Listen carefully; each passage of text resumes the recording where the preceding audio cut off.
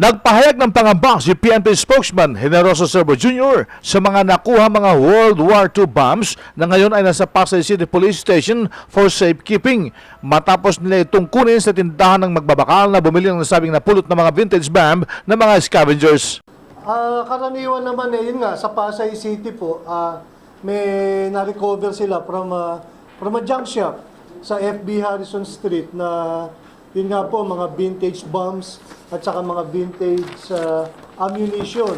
Marami po ito. Libo-libong vintage bomb ang nakuha sa isang junk shop sa FB Harrison, pahayag ni Servo. Libo-libo. Normally naman may mga procedure po tayo na sinusunod. Pagkakaalam ko, ito'y dinadala sa isang lugar. Hindi ko alam yung specific na lugar sa Central Luzon at ito po ay dinidispose. Pinasasabog ito. Sinabi pa ni Servo na dapat sa lalong madaling panahon may dispatch na ang mga ito. ASAP dapat ito may dispose kagad. Lalo't napakarami. Hindi rin safe para sa police station na mamalagi ito doon. Pero ito nga, ang disposal nito, dinadala ng ating mga EOD sa isang lugar at pasasabugin. Ang pahayag ni PNP spokesman Generoso Servo Jr. sa Campo Crame. Iyan ang DCRH News, RH911, Bing Formento, naglilingkod sa pagbabalita.